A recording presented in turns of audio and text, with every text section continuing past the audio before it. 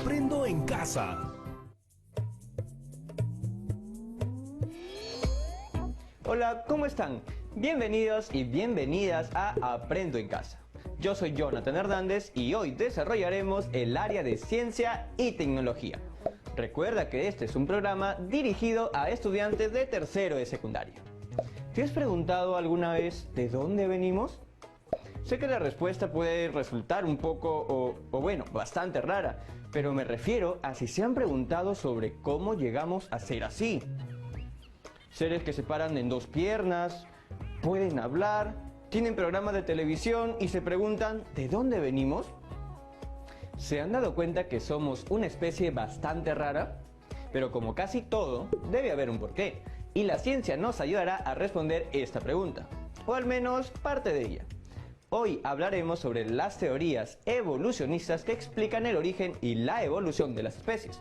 ¿Ven que ahora no les parece tan rara mi pregunta inicial? Hoy aprenderemos que las especies actuales son la evolución de especies prehistóricas como los dinosaurios. Y también aprenderemos sobre la teoría evolucionista de Charles Darwin y Lamarck, y cómo fueron corroboradas por la ciencia en este siglo.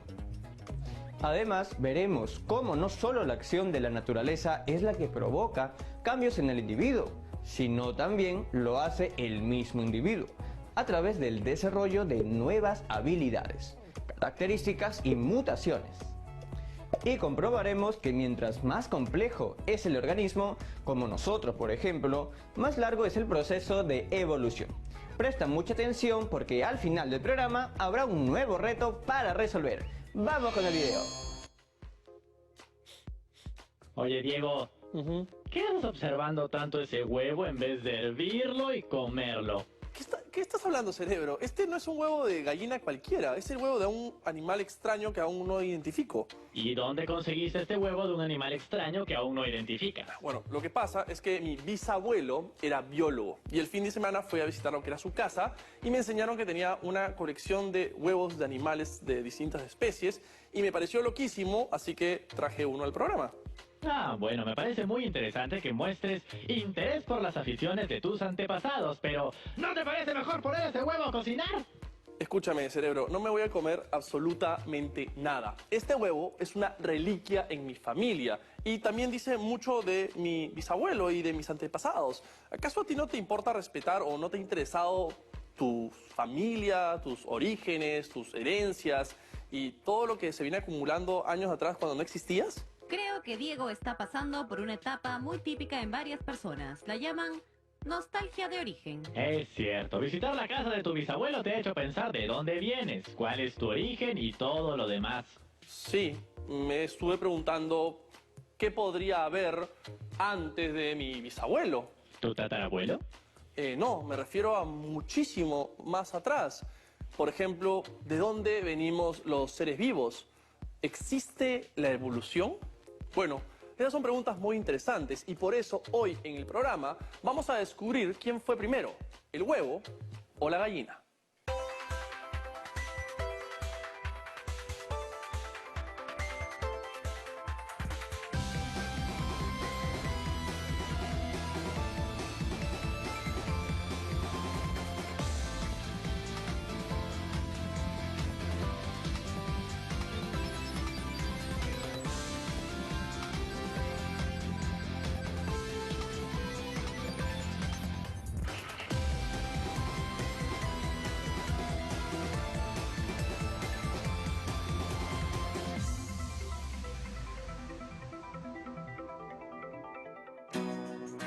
¿Qué vino primero, el huevo o la gallina?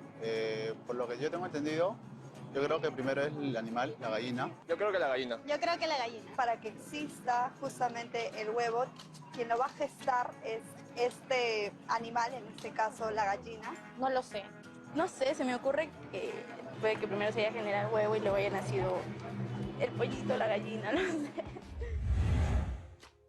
Desde hace años el ser humano se pregunta por el origen de las cosas. ¿De dónde venimos todos nosotros?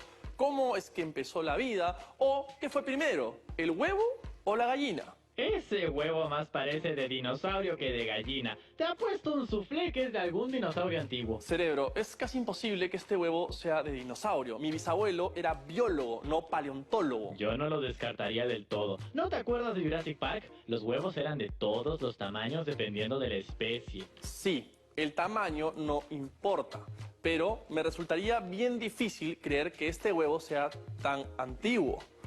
Delta, ¿es posible que un huevo de dinosaurio se conserve de esta manera? Desde 1820 se han encontrado huevos fósiles de dinosaurio en distintas partes del mundo. El último gran hallazgo se dio en noviembre del 2017 en China, donde se encontraron 300 huevos y fósiles de pterosaurios en buen estado. ¡Diego! ¡Es un ave! Como una gallina. Sí, yo sé, Cerebro, y no sé si tú recuerdas, pero justamente en la película que mencionabas, ellos dicen que las aves eran descendientes directos de los dinosaurios, mucho más que los reptiles. O sea que primero que la gallina no fue el huevo, sino el tiranosaurio Rex. A ver, Delta, ¿qué dice la ciencia con respecto al origen de la gallina? Hace varios miles de años, un huevo evolucionó y dio origen a aquel vertebrado que conocemos como gallina.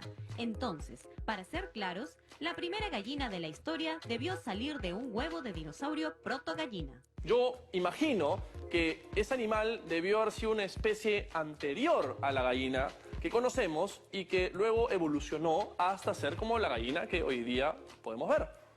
Así es, las especies actuales son la evolución de especies prehistóricas, como los dinosaurios. O sea que Adán era algo así como un dinosaurio protohombre, una especie anterior a la humana.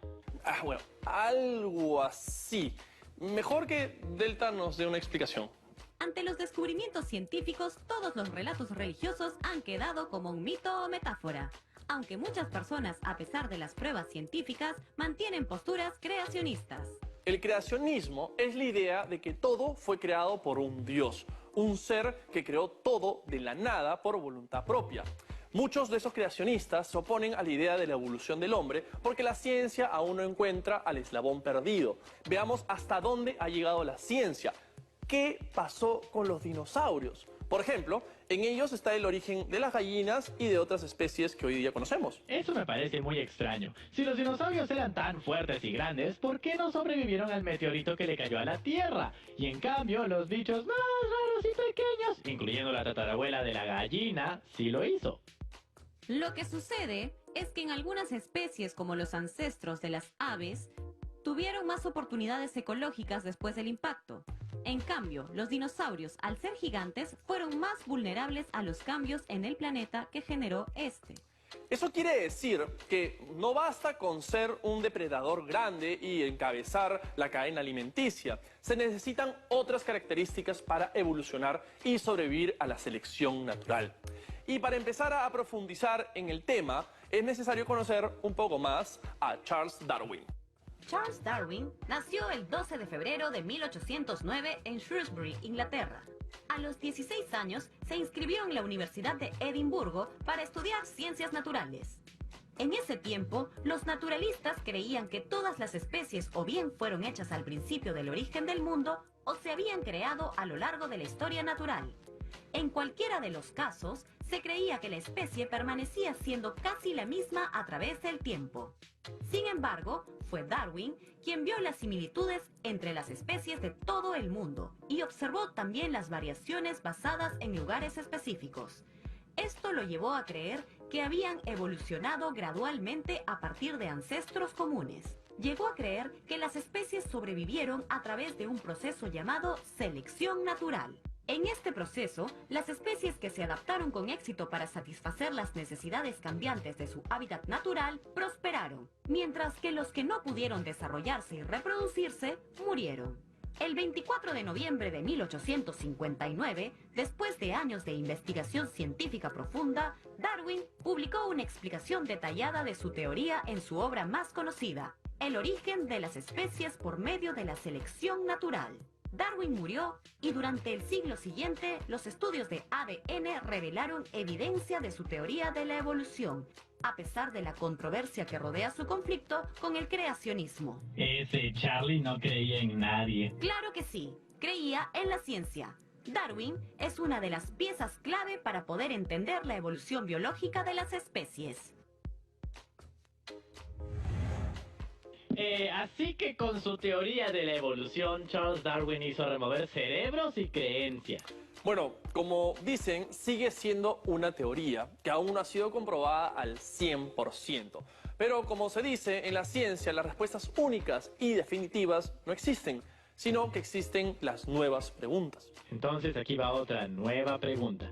Si en la naturaleza todo evoluciona, ¿eso quiere decir que no solo los animales, sino también las plantas y hasta las piedras lo hacen? Un ejemplo, por ejemplo, de evolución sería el que me contó mi abuelo, y es el de los osos polares. El oso original tenía pelo marrón, pero como pasa en la naturaleza, en algún momento hubo una mutación y nació uno con pelo blanco. Un oso albino. Así es. Y ese pelo blanco le sirvió a ese oso mutante para sobrevivir y ser el que más posibilidades de comida y reproducción tuviese en la nieve, debido a que podía camuflarse y sus presas no lo veían. El que mejor se adapta a su entorno sobrevive. Qué pena que los dinosaurios no supieron hacer eso. Y ahora, ¿qué les parece si hacemos un pequeño viaje al pasado? Lo que vamos a hacer es conocer el Museo de Historia Natural.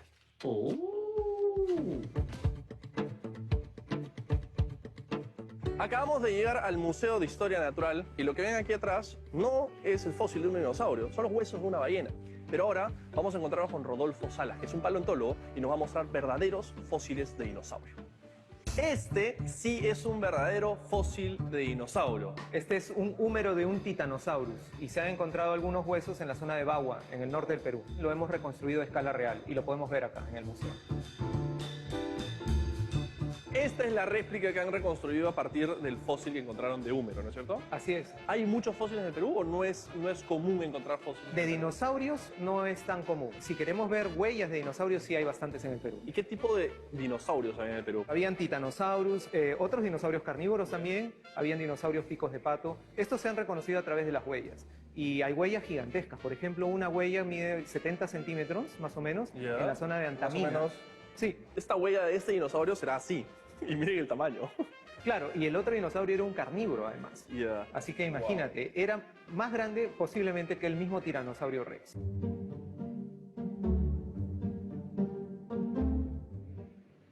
Si son de las personas que les da miedo nadar en el mar, hace 10 millones de años esto podría estar nadando debajo tuyo, que es un leviatán. Es un leviatán, es un cachalote hipercarnívoro. Hace 10 millones de años era el mayor depredador de todos los mares, junto con el megalodón, este tiburón gigante que ha sido protagonista en películas de Hollywood. Es un animal que más o menos medía hasta 16 metros de longitud. ¿Y por qué es que estos animales, siendo tan grandes, siendo carnívoros y bastante imponentes, se extinguieron? Bueno, lo que sucede es que hace más o menos 3, 4 millones de años hubieron cambios climáticos globales que afectaron todos los mares del mundo y hubo un proceso de extinción masivo. Analizando estos fósiles, ¿hay forma de comprobar o evaluar cómo ha existido un proceso evolutivo en la historia? Por supuesto, los fósiles son evidencia directa de la evolución. Estos son los huesos que más interés me han generado porque son los huesos de una ballena con patas. Y lo más increíble de esta ballena es que es la primera que se encuentra en Sudamérica con patas. Entonces, ¿las ballenas familiares o descendientes de qué animales serán? Artiodáctilos. ¿Y esos los artiodáctilos incluyen los cerdos, los hipopótamos, por ejemplo. Y lo podemos ver, por ejemplo, en este fósil. Este es el astrágalo, es un hueso del talón del pie. Y si comparas con el astrágalo de un cerdo, ese es muy parecido. Es muy parecido, sí. Desde que eran animales terrestres hasta que se hacen totalmente acuáticos pasaron unos 15 millones de años. Me parece increíble, Rodolfo. Muchas gracias porque me has dejado emocionado con huesos y es algo que nunca me imaginé que podría pasar. Y espero que la gente también esté tan emocionada con los huesos. Y bueno, muchas gracias. No, ¿de qué? Al contrario, un placer haberlos tenido. ¿Me puedo llevar uno de recuerdo? No, puedes tomarte una selfie si quieres. Bueno, a nada. A ver, vamos a tomar la foto. Queda claro que los fósiles son la prueba más sólida que demuestran que la evolución es real. Por eso los estudios de Darwin y Lamarck fueron y son importantísimos. Hoy la evolución sigue siendo un fenómeno complejísimo y su estudio podría llevarnos a encontrar claves para saber si alguna otra especie del reino animal, por selección natural, podría ser capaz de desarrollar un lenguaje con el tiempo. Oye, ¿y eso de la selección natural es algo así como si la naturaleza estuviese en plan Gareca y selecciona a sus convocados? Les dice, tú sí, tú no, tú sí, tú no. Bueno, no solo es la naturaleza de su entorno, sino también los cambios en el organismo de los seres, sobre todo en su ADN. Este es el mismo debate que tienen darwinianos y lamarckianos. Así es, no solo la acción de la naturaleza del entorno es la que provoca los cambios en el individuo, sino también es el individuo que a través del desarrollo de nuevas habilidades, características y mutaciones logra evolucionar. Y como postulaba Lamarck, esas nuevas características son heredadas a las siguientes generaciones. Entonces si entreno y hago mucho deporte, ¿ya está? ¿Mis hijos podrán heredar todo eso y saldrán fuertes y atléticos para sobrevivir en el mundo? Ok, cerebro. Cada evolución toma su tiempo dependiendo de la especie. En la especie humana, no crea que sea tan rápido como de una generación a otra. Porque, por ejemplo, hay especies que demoran millones de años en evolucionar. Como así, hay también otros organismos que no demoran tanto como los virus o las bacterias. Para completar la idea, se podría decir que mientras más complejo es el organismo, más largo su proceso de evolución. Por eso es que los virus y las bacterias evolucionan mucho más rápido. Y debido a eso, la industria farmacéutica tiene que sacar constantemente nuevos antibióticos para combatirlos. Así que los microbios, siendo tan insignificantes y pequeñitos, son los que más están en constante evolución. Bueno, también se da en organismos un poco más complejos. Está el caso de los insectos. Existen gusanos que son una amenaza en la industria agrícola, que también evolucionan muy rápido. Se adaptan para sobrevivir a los pesticidas que se usan para exterminarlos. ¿Eso quiere decir que las bacterias y los gusanos pueden ser más adaptables que un gorila o un jaguar? Oigan, ¿y cómo notamos la evolución en animales más grandes? Bueno, para eso vamos a utilizar a Lamarck y Darwin, que obviamente explicaban esto a través del proceso evolutivo de las jirafas. Así que vamos a verlo. La secuenciación del genoma de la jirafa Camelopardalis ha permitido identificar las mutaciones que explican cómo este animal, emparentado con los antílopes, se convirtió en el más alto del planeta. A comienzos del siglo XIX, Lamarck, que postuló la heredabilidad de los caracteres adquiridos, sostuvo que las jirafas, en su afán por llegar a las hojas más altas, fueron alargando sus cuellos generación tras generación. El entorno la obligó a cambiar su morfología.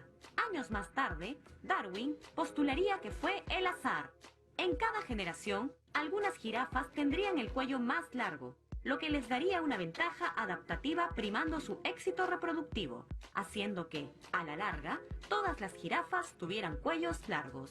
Y en cuanto a este debate entre el darwinismo y el lamarckismo, la genética no da un claro ganador sobre el origen del largo cuello de la jirafa. Podría ser la misma historia del huevo y la gallina, sin tener claro qué fue primero, si el ambiente o los cambios genéticos. Con suficientes cambios genéticos, surgen nuevas especies y una gran parte de ellas es producto de la selección natural. Sin embargo, también el azar o la deriva genética pueden lograr transformaciones. Entonces puede que tanto Darwin y Lamarck estén en lo correcto. Puede que sí, cerebro. ¿Y qué les parece si ahora que ya sabemos de dónde vienen las gallinas, las jirafas, los dinosaurios y los microbios, me ayudan a saber de dónde vino mi bisabuelo? Buena pregunta, porque no creo que haya nacido de ese huevo. Su bisabuelo no, pero quizás un antepasado sí. Y poniéndonos así bien camiseta, ¿de dónde salieron los primeros peruanos? Bueno, ya que el Perú como república recién va a cumplir el bicentenario, asumo que tu pregunta en realidad va por ¿cuál fue el primer humano que habitó estas tierras? Exacto.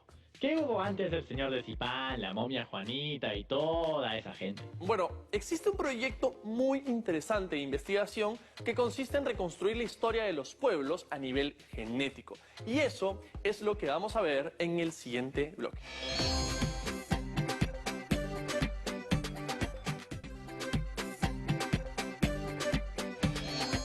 Acabamos de llegar al Centro de Genética y Biología Molecular, donde vamos a hablar con dos personas que saben muchísimo sobre ADN. Así que ahora vamos a ir a buscarlos. José, tú eres un especialista en ADN y genética. ¿Qué es el ADN? Es la información que se transmite de generación en generación. En el caso del ser humano, eso nos distingue de las otras especies como si fuese un código de barras. ¿Y cómo es que con el ADN podemos aprender sobre nuestros antepasados? Nosotros, así observándonos, aparentemente, ¿no? Nos vemos diferentes. En caso, nosotros hicimos la parte externa, ¿no? Pelo, color de aparentemente. ojos, facciones. Sí, pero esa apariencia se explica por el medio ambiente que nos ha moldeado en miles de años, en nuestros antepasados. Pero si nosotros nos vamos a nuestro código de barras, al ADN, nos va a mostrar que hay tanto por ciento, digamos casi el 99.9%, que somos iguales. Y todos, al tener los mismos bloques en común, van a tener un ancestro en común. Eso no significa una persona, tal como dicen, ¿no? Adán y Eva, viene de una o otra, pareja, ¿no? Sino de un No, grupo. sino un grupo de personas. Ese grupo de personas que ha existido aproximadamente 300.000 años atrás. ¿Y dónde estaba Entonces, ese grupo de personas? ese grupo de personas, es decir, de nuestros antepasados más remotos, ha poblado el norte de África, que son las evidencias arqueológicas, restos óseos que han encontrado y las dataciones de la genética, más o menos se enfocan por ese lado.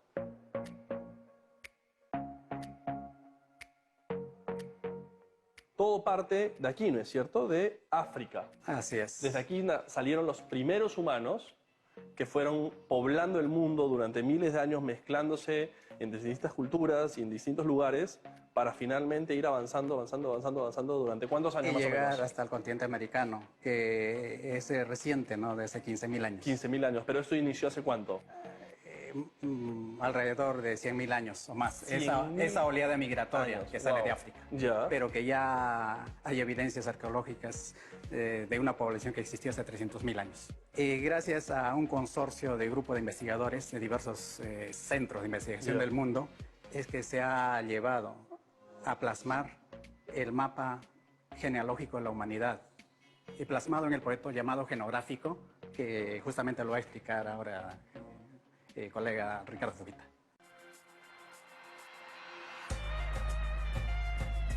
Este proyecto Genographic de la National Geographic es una iniciativa para poder juntar mucha gente que está trabajando en lo mismo, que conocer los orígenes de sus poblaciones. Tenemos alrededor de 1.200 personas nativas, ¿no? De la costa, de los Andes, de la Amazonía.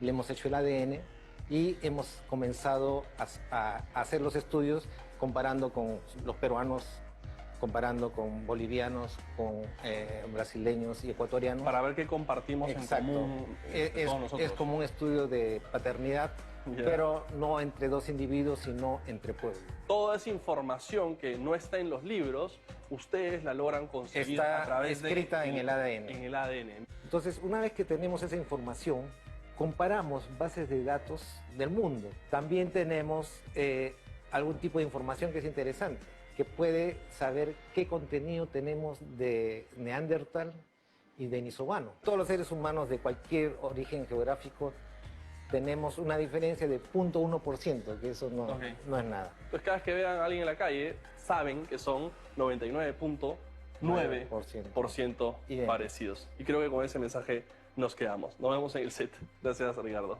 Gracias. Diego, con este estudio genético podríamos saber el origen de todos, inclusive de ese huevo, porque hasta ahora ya se acaba el programa y no sabemos si es de gallina, dinosaurio o de humano. Bueno, de humano creo que es imposible. No hay ningún humano que ponga huevos así. Si volvemos millones de años atrás, sería posible. Claro, porque todos en algún momento, humanos, gallinas, dinosaurios, tuvimos un mismo origen, ¿no es cierto? Exacto. Y no solo abarca el reino animal. O sea, ¿te refieres a que todos los seres vivos, como animales, insectos, plantas o bacterias, tienen un mismo origen, un mismo padre? Así es. Se llama Luca. ¡Luca! Como tu sobrino Diego, el que vive en la casa del bisabuelo, ¿no es verdad? Sí, pero no creo que se refiera a mi sobrino. ¿A qué te refieres, Delta? Luca no es un humano. Son las siglas en inglés de Last Universal Common Ancestral. Y eso quiere decir el último ancestro común universal, ¿no es cierto? Sí. Todos los seres vivos del planeta poseen un patrimonio genético común. Los humanos, por ejemplo, comparten más del 99% del genoma con los chimpancés, pero también la mitad con los plátanos. Esto ha permitido a los expertos deducir que la vida en la Tierra tiene un único antepasado para todos los organismos que la habitan, desde las bacterias hasta las ballenas. O sea, primero no fue ni el huevo ni la gallina, sino Luca. Bueno, y gracias a las teorías evolutivas hemos descubierto que todas las especies están más conectadas de lo que pensábamos. Si bien nos distinguimos entre nosotros, tenemos un origen común. Y entendiendo nuestro origen y la evolución, podemos entender cómo cuidar de nosotros, de cada especie y también de nuestro planeta. Bueno, ¿vas a abrir ese huevo o no? Quiero saber qué hay allá adentro. No lo voy a abrir, pero tengo una buena manera de determinar de qué es. Delta, ¿podríamos analizarlo? Por supuesto, Diego. Ok, deja que te mande la información. Y listo. Recibida. Escaneando. No es un huevo de dinosaurio, ni de gallina. Es de chocolate. ¡Te dije que lo peles y lo comas! Asumo me vas a invitar.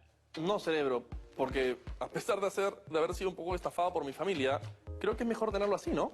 ¿Qué? Pero, Diego, espera. Entonces, ¿quién fue primero, el chocolate o el cacao? ¿El conejo o la Pascua? Bueno, cerebro, creo que esas son preguntas para un próximo programa de Ciencia en Esencia. Eso fue todo por hoy. Nos vemos. Espera, ¿qué? ¿En verdad te lo quieres comer? ¿Te vas a llevar? ¡Claro que sí! Ponlo en el frasco. Pero Ponlo. tiene como algo encima. ¡Ponlo en el frasco! ¡Ponlo! ¿Lo meto en tu frasco? Oh, sí, vamos. ¿Qué les pareció? Es realmente sorprendente cómo los restos fósiles son una de las pruebas más sólidas para comprobar que la evolución es real. Restos fósiles de dinosaurios como el Leviatán, un cachalote hipercarnívoro, el mayor depredador que vivió hace 10 millones de años junto con el megalodón, un tiburón gigante y que probablemente son antepasados o se relacionan a las especies que aún existen hoy. Por eso, los estudios de Darwin y Lamarck son importantísimos, porque nos acercaron a entender por qué las especies son como son, y que además van cambiando o evolucionando a lo largo del tiempo. Como hemos visto, hay especies que demoran millones de años en evolucionar, pero otras, como los virus y bacterias, pueden demorar días. Como seguro ya eres una experta o experto en la evolución, es momento de poner manos a la obra con el siguiente reto. Explica a tus compañeros, amigos o familiares el porqué de la discrepancia de las teorías de Darwin y Lamarck, que explican la evolución de la jirafa, el animal más alto del mundo. Asimismo, comenta a tus compañeros, amigos y familiares en qué consiste el proyecto genográfico de la National Geographic, para qué sirve y cómo ayuda el análisis del ADN de las personas. No te olvides de registrar tus evidencias de aprendizaje en el portafolio. Nos vemos pronto en Aprende en Casa. ¡Chao, chao, chao!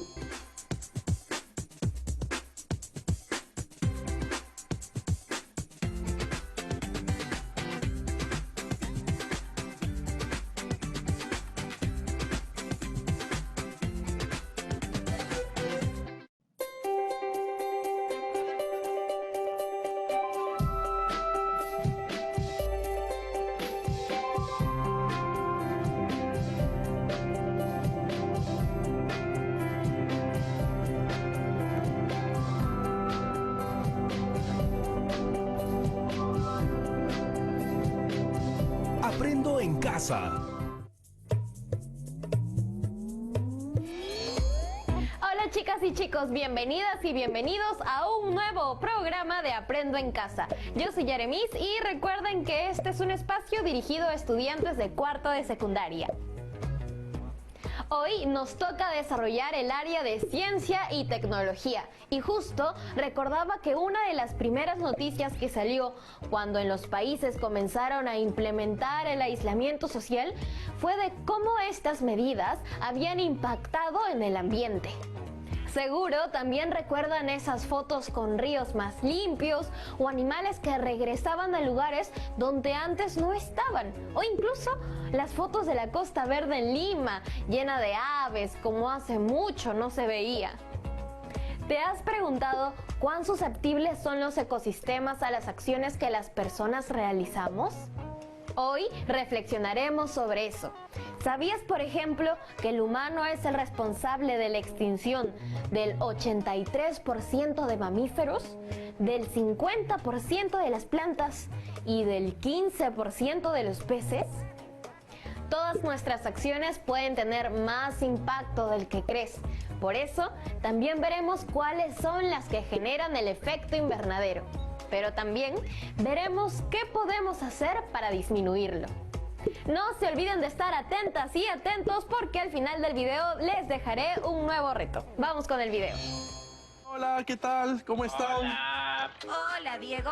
Pero por favor, ten cuidado. No vayas a salpicar agua en mi teclado. No te preocupes, Delta, y disculpa, lo que pasa es que estaba lloviendo fuertísimo afuera. Ah, lloviendo fuertísimo. En Lima nunca llueve, mucho menos fuertísimo. Bueno, hoy día sí estaba lloviendo, bueno, garuando bastante fuerte y por suerte encontré este periódico que me ayudó a protegerme. Pero eso es bien raro. Supuestamente estaba haciendo sol.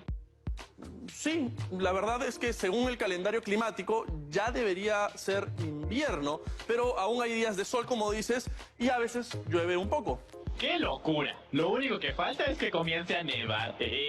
Bueno, eso nunca ha pasado y no creo que caiga nieve en Lima, eso sería casi imposible. Eso es verdad.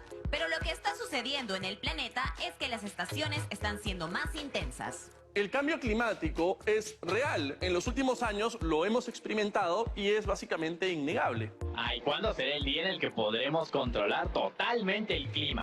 Somos la especie dominante y todavía no podemos detener una lluvia o un huaico. Justamente las acciones humanas son las causantes de que el clima esté cambiando en los últimos años. Tienes razón, Delta. Los seres humanos somos los responsables de este clima impredecible. Lo que me lleva a preguntarme, ¿realmente somos una especie positiva para el planeta? O como dice Cerebro, ¿en verdad somos la especie dominante que controla todo? Por eso, hoy en Ciencia en Esencia, descubriremos si realmente los humanos dominamos el planeta.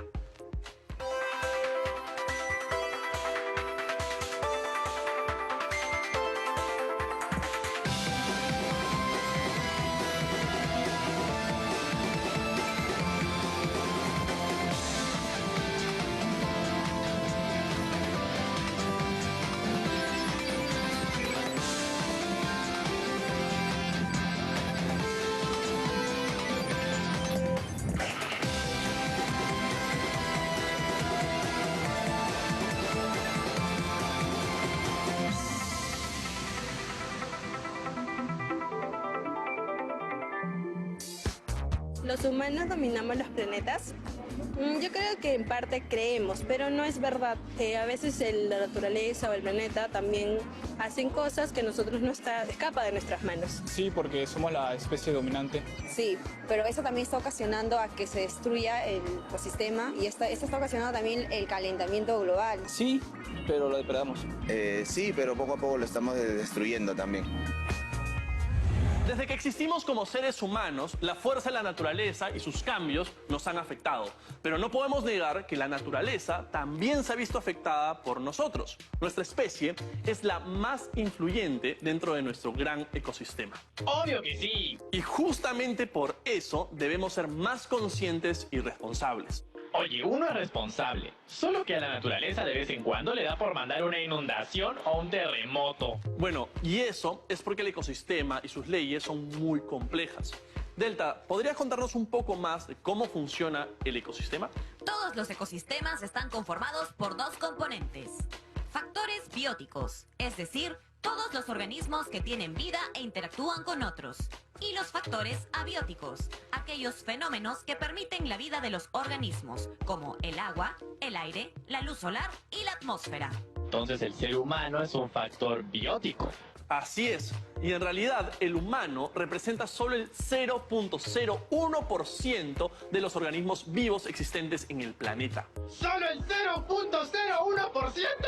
Igual, siendo un porcentaje mínimo del ecosistema, el humano, desde el surgimiento de la civilización, es responsable de la extinción del 83% de los mamíferos terrestres, el 50% de las plantas y el 15% de los peces. Se dice que el humano es la causa de la sexta extinción masiva, comparable con el meteorito gigante que extinguió a los dinosaurios hace 65 millones de años. Un buen ejemplo de que tan susceptible es un ecosistema a la intervención del hombre y de cualquier especie es la historia de los lobos de Yellowstone. ¿Nos puede mostrar un poco de eso, Delta? Por supuesto. Vamos a ver. En los inicios del Parque Nacional de Yellowstone, ahí por 1926, los lobos y pumas fueron eliminados. Esto generó que, al cabo de unos años, la población de ciervos aumentara al punto que la vegetación empezó a disminuir dramáticamente. Es por ello que se optó por reintroducir al lobo. 31 lobos canadienses fueron liberados entre 1995 y 1996. Y así se redujo la densidad de ciervos para recuperar lentamente la vegetación boscosa. Las partes desnudas de los valles se convirtieron en bosques de álamos y sauces que dieron hogar a pájaros, a castores y otras especies. Las presas que construían los castores forjaron hábitats para nutrias, ratas, patos, peces, anfibios y reptiles. Y dado que los lobos también redujeron el número de coyotes, aumentaron el de los conejos, ratones y estos, a su vez, el de las águilas, comadrejas, zorros y zorrillos. La cadena alimenticia continuó en Yellowstone. Los osos aparecían para alimentarse de la carroña que los lobos dejaban, aumentando su población y salvándose de la extinción que los amenazaba. Lo más impresionante fue que con la reintroducción de los lobos, Yellowstone se repobló de especies vegetales ribereñas y los ríos consolidaron su curso reduciendo su erosión. Con ello, se estrecharon los cauces y aparecieron lagunas, lo cual acabó por constituir un nuevo curso del río. Bastaba un depredador para transformarlo todo. Salvaron al oso, aparecieron nuevas especies y hasta cambió el rumbo del río. Así es, como verás, el cambio no solo se da entre las especies, sino también en un factor abiótico como el río. Y es que, como vemos, las especies vivas no solo se afectan entre ellas, sino también afectan a las aguas y a las temperaturas. ¿Eso quiere decir que quizás la lluvia imprevista de hoy tiene que ver con el ser humano? Muy probablemente sí. Seguro tiene que ver con la contaminación. Claro, eso altera las nubes, la contaminación que producen las máquinas. ¿Esa es una indirecta? No, es una directa bien directa. Los fabricantes de máquinas, como tú, Delta, son los que más contaminan, yo lo sé. A ver, cerebro. Tampoco podemos ser tan exagerados. No vamos a acusar a todas las industrias de los cambios climáticos. Para su información, la empresa que me ha fabricado es una empresa ecoamigable. ¿Ya ves? Y Delta, ¿qué tanto afecta la actividad industrial en las lluvias repentinas y en el calentamiento global? El cambio climático es atribuido a la actividad humana que altera la atmósfera mundial y que se suma a la variabilidad natural del clima de los últimos años. Eso quiere decir que no solo es la actividad del hombre, sino que también hay un proceso natural de aumento de temperatura, ¿no es cierto? El cambio climático es un fenómeno provocado por el calentamiento global, el cual a su vez es producido por el exceso de gases de efecto invernadero. Espera. Pero si es invernadero, ¿no debería ser más frío? No. No es invernadero, es invernadero. Oh. Y el efecto invernadero se llama así porque es un proceso similar a los que se dan en los invernaderos de plantas, pero a nivel planetario. Exactamente. La radiación solar viaja hacia la Tierra atravesando su atmósfera y llegando a su superficie. Pero ahora, cuando la Tierra rebota esa energía de vuelta al espacio exterior, se está encontrando con una atmósfera contaminada de gases que impiden que esta radiación y calor salgan al espacio, produciendo así un calentamiento global. Pero así como el humano ha tenido la capacidad de acelerar este proceso, también lo puede resarcir con nuevas acciones. Así es, crear nuevas áreas verdes también es una forma de lograrlo. Por eso, en el siguiente bloque veremos un proyecto que está tratando de lograr justamente esto. Vamos a ver.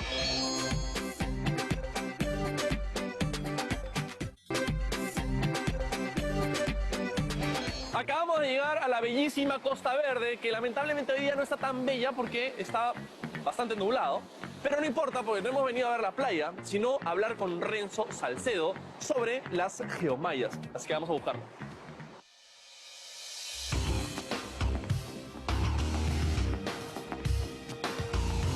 Renzo, estamos en la Costa Verde. Me da mucha curiosidad saber qué es esto que vemos, que es como una especie de malla que cubre todo el acantilado. La geomalla es un elemento que en este caso nos ayuda a darle seguridad a toda esta zona de los acantilados. Al estar en estado natural todo este sector, frente a movimientos sísmicos muy pequeños, se desprenden las piedras y pueden ocasionar accidentes. Por eso es la razón de colocar estas mallas que van a contener y evitar que las piedras caigan directamente a la vía. Ajá. Este elemento, esta geomalla, tiene varios usos, ¿no? Uno, acá lo tenemos para seguridad, y su segundo uso importante es contribuir a que todas estas especies, estas plantas, puedan con sus raíces, ¿no?, poder entrelazarse y formar como una segunda malla ya más natural. Muchas gracias, Renzo. No, gracias. Nosotros ya nos vemos en el estudio. Así como hemos visto, hay muchas acciones que está tomando el ser humano para corregir los errores que han acelerado la contaminación y el calentamiento global. Deberían dejar ya de fabricar tantas máquinas y computadoras. Si ya tienen cerebros, ¿para qué las máquinas? Disculpa, Delta, pero eres un peligro para el planeta. En Europa se anunció el proyecto de fabricar computadoras ecoamigables que utilicen madera y sean un 70% menos dañinas que las usuales. ¿Y tú podrías transformarte en algo así? Afirmativo. También es importante saber que el calentamiento se da principalmente por los gases que causan el efecto invernadero. O sea, aquellos gases que se quedan en la atmósfera impidiendo que el calor y la energía salgan de la Tierra. Son gases como el vapor de agua y el dióxido de carbono. Estos dos son los principales causantes del efecto invernadero. Exacto. Por ejemplo, el vapor de agua se produce de manera natural. Ahí no tiene nada que ver el hombre. Pero el dióxido de carbono sí. Así es. Y es el principal responsable del efecto invernadero. Se concentra en la atmósfera debido al uso de combustibles para procesos industriales y medios de transporte. Lo que se busca actualmente, además de reducir la producción de estos gases, es utilizar convenientemente esta capacidad que tienen los humanos para afectar el ambiente deliberadamente. ¿Y eso ya se puede hacer, Delta? En cierto nivel, sí. Es el caso de la siembra de nubes. Sí, creo que he oído hablar algo de eso. ¿Cómo es que funciona? ¿Sembrar nubes? Como quien siembra papas. Bueno, según lo que estoy leyendo, la Organización Meteorológica Mundial dice que la siembra de nubes puede tener resultados positivos en algunos casos, aunque hay que estudiar cada situación y cada nube de manera individual. Afirmativo. El principal riesgo de la siembra de nubes con yoduro de plata está en la plata que pueda aparecer luego en las lluvias, que al caer podrían afectar a las plantas, los animales y las personas. Aunque, según los chinos, la cantidad de plata liberada es mucho menor que la que liberan las industrias contaminantes del planeta. Ahora los chinos lo controlan todo. Si quieren que haya sol, hay sol. Si quieren que esté nublado, se nubla. Ojo. Igual hay que tener en cuenta que esta es una tecnología en desarrollo y aún no se determina exactamente qué tan positiva o negativa puede ser. Otros proyectos son el control de tornados y de huracanes. Uy, eso ya son niveles bíblicos, como Moisés abriendo y cerrando el Mar Muerto.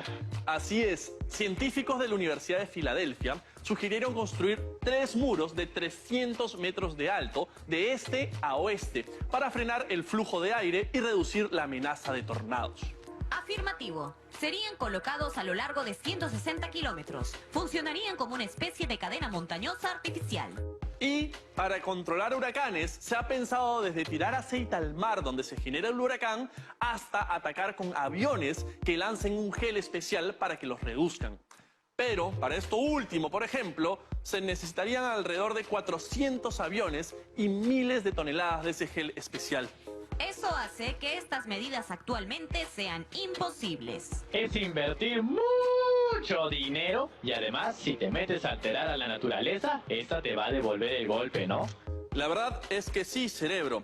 Los humanos estamos afectando mucho al planeta y ya es tiempo de regularnos, incluso en lo que comemos. No me digas que la comida también contamina. No, la comida no, pero la industria ganadera sin control sí. Una sola vaca puede liberar al día la misma cantidad de gases contaminantes que un automóvil. Lo que sucede en ese caso es que la gente también malgasta la comida. No es necesario consumir tanta carne o tantos lácteos para una buena nutrición. Si balanceamos nuestra dieta, no tendríamos ese exceso. Ay, pero es que el bistec y el queso son tan ricos. Y muchas veces, por priorizar a la ganadería, se afecta a los bosques. Y eso sin mencionar los excesos que también se ven en la tala indiscriminada o la ilegal. Todo el problema está en el descontrol. Tienes razón, cerebro, pero no nos pongamos negativos. Hay ejemplos muy positivos, como el que veremos a continuación. En 1979, cuando Yadav Payén tenía 17 años, encontró decenas de reptiles muertos por la falta de sombra en el río Brahmaputra de la India. Para él, la experiencia fue tan chocante que decidió plantar bambú para ayudar y empezar a remediar eso. Al año siguiente, se lanzó un proyecto estatal de plantación de árboles en una superficie de 800.000 metros cuadrados en un área cercana a donde Payén había plantado su bambú. Payén participó en este nuevo proyecto como obrero, pero el proyecto fue repentinamente detenido. Perseverante y convencido de su propósito, el joven hindú decidió quedarse ahí y seguir plantando y cuidando de los árboles. Ahora, esta superficie es un enorme bosque de 550 hectáreas. El bosque se llama Molai, en honor al apodo de Payén.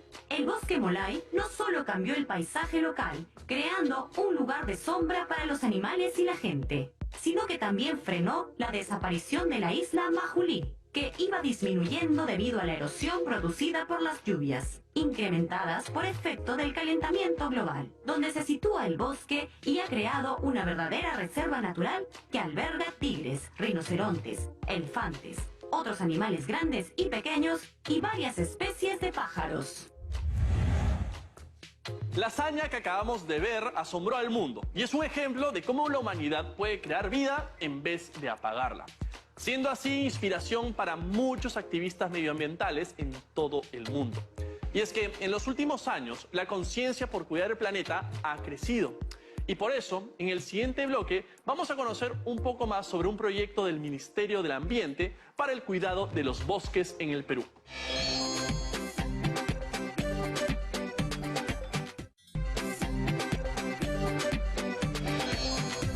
Estamos en el Parque Voces por el Clima. Este es un lugar dedicado a concientizar a las personas sobre el cambio climático y sus efectos en el ecosistema. Pero además estamos a punto de encontrarnos con Daniel Castillo. Él es el encargado de monitorear los bosques y la deforestación de nuestro país. Así que vamos a buscarlo para que nos cuente qué es lo que está pasando de verdad en nuestra Amazonía.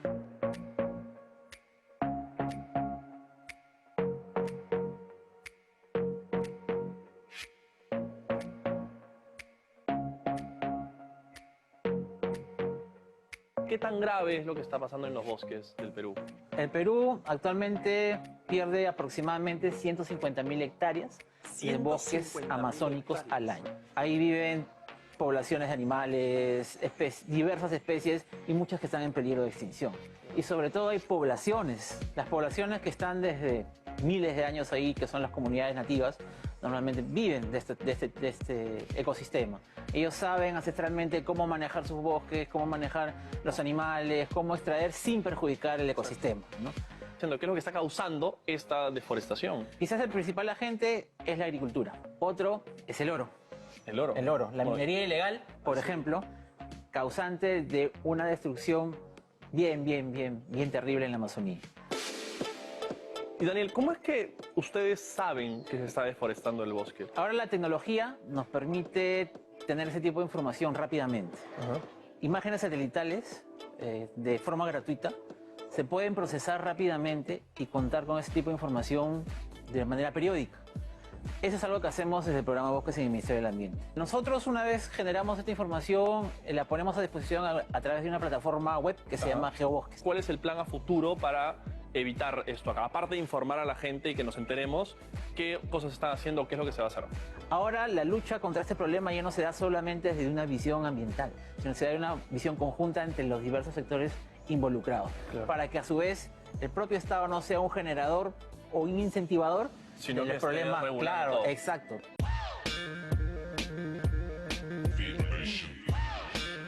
Bueno, antes de irme, justo estaba conversando con Daniel algo que es bastante interesante y no lo habíamos mencionado, y es que aparte de deforestar y perder recursos, también existe ese problema, que son las enfermedades, ¿no es cierto? El problema de la deforestación hace que se pierdan, por ejemplo, los controladores biológicos de aquellos insectos que son transmisores de enfermedades.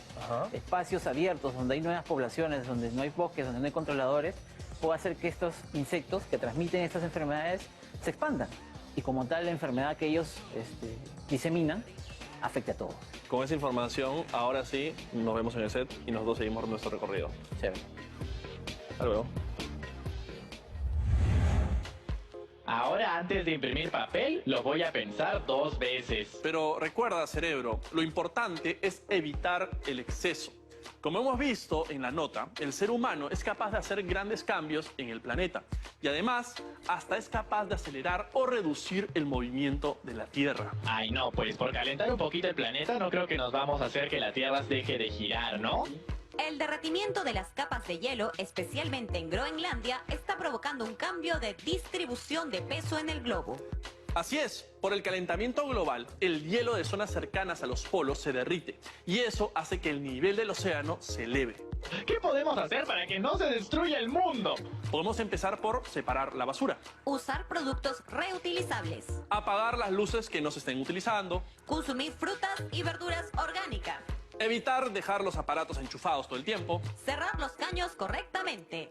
trasladarse en bicicleta o en transporte público, Llevar nuestras propias bolsas al supermercado. aprovechar la luz natural Reciclar todo lo que se pueda. y finalmente tener muchas plantas. Me parece perfecto. Haz todo eso, Diego, pero por favor no me desenchufes. Bueno, cerebro, lamentablemente por el bien del planeta y por el bien de todos, creo que lo mejor va a ser que... Diego, no, por favor, desconecte no, un no, po- no, no, teclado, no lo gano. ¡Ah! Ok, cerebro, estaba bromeando. No es necesario que te desconecte, no te preocupes. Cuidar el planeta no significa sacrificar la vida de nadie o de nada. Como dije, tampoco significa negarse radicalmente a todo. Pero eso no quiere decir que podamos producir todo exageradamente. La clave está en el equilibrio. Entonces, para equilibrar, creo que lo que puedes hacer es desenchufar a Delta. No le va a pasar nada si la apagan un ratito. La verdad es que no hay problema. No voy a dejar de existir si me apagan unas horas. En vez de desenchufar a alguno de los dos, creo que lo que voy a hacer es algo un poquito más ecológico. Y es poner esta plantita en el set. ¡Ay, qué bonita! Por fin algo con vida y belleza en este set. Así es. ¿Y Diego también tiene esas características. Sí, yo tengo vida, pero no tengo la misma belleza de esta plantita hermosa que acabo de conseguir. Pero es solo una planta. La belleza no es solo imagen, sino también inteligencia. Sí, tienes razón, pero no deja de ser una planta lindísima. Así que ahora voy a ver si está lloviendo para poder regarla de manera natural. ¿Y no vas a llevar un periódico o algo que te cubra, Diego? No, esta vez no me preocupa que nos mojemos los dos bajo la lluvia. Pero a mí también me gustaría salir. Pero Delta, si está lloviendo te vas a mojar y te vas a malograr, como dijiste al inicio del programa. Diego, yo creo que no deberías salir. Hace frío, te puedes resfriar. Ok, Delta, ¿te parece si lo hablamos después? Voy a regar la planta y eso ha sido todo por el programa de hoy. Nos vemos en el próximo capítulo. Nos vemos, cerebro. Chao, Delta. Chao. Qué linda No que es creo esa que esa planta, ¿no? planta necesite ser regada. Estoy No lo creo, sorprendido. no lo creo, Diego. No. ¿Qué les pareció? Increíble que aunque representemos solo la centésima parte de todos los organismos vivos del planeta, seamos causantes de la extinción de un gran porcentaje de mamíferos, de la mitad de las plantas y casi de un quinto de los peces.